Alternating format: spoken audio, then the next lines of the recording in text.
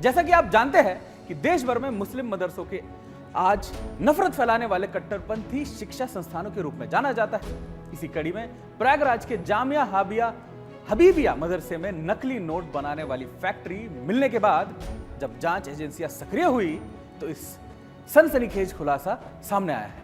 पता चला है कि मदरसे को लाखों रुपए की विदेशी फंडिंग मिलती थी और साथ ही वहां से काफी आपत्तिजनक साहित्य और सामग्री भी मिली है, जिसमें राष्ट्रीय स्वयंसेवक संघ को आतंकी संगठन बताया गया है।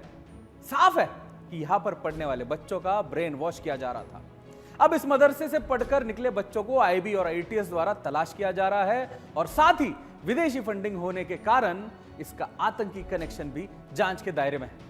आज ही पुलिस ने उस मदरसे को सील कर दिया है और वहां पर रहने वाले 70 बच्चों को उनके घर भेज दिया गया है। देखिए, आती है और फिर उपयोग की जाती है। उन्होंने यह भी कहा कि मदरसे के संचालन पर हर महीने लगभग 3.5 से 4 लाख रुपए खर्च होते हैं।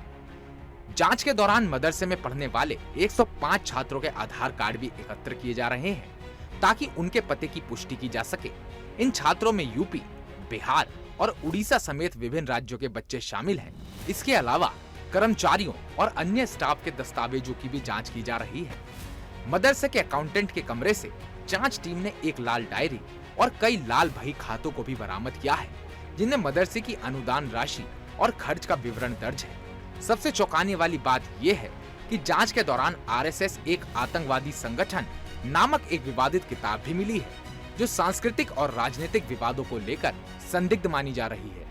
इस पूरे मामले की जांच को लेकर अब यह स्पष्ट हो गया है कि जांच एजेंसियां पूरी गंभीरता से इस मुद्दे की जांच कर रही हैं और किसी भी प्रकार की अनियमितता या संदिग्ध गतिविधियों का पर्दाफाश करने के लिए प्रयासरत है।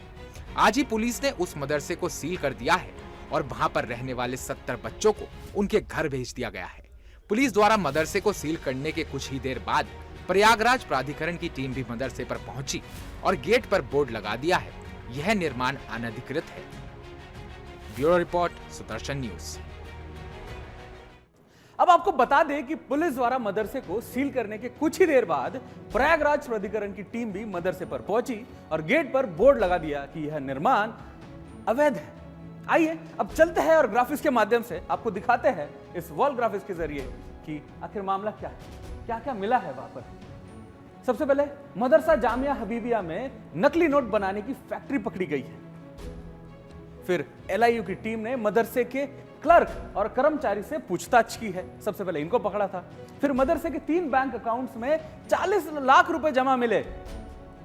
फिर जांच विदेशी फंडिंग में और आतंकी कनेक्शन पर भी ध्यान दिया जा रहा है कि कहीं इसमें आतंक का कनेक्शन ना हो।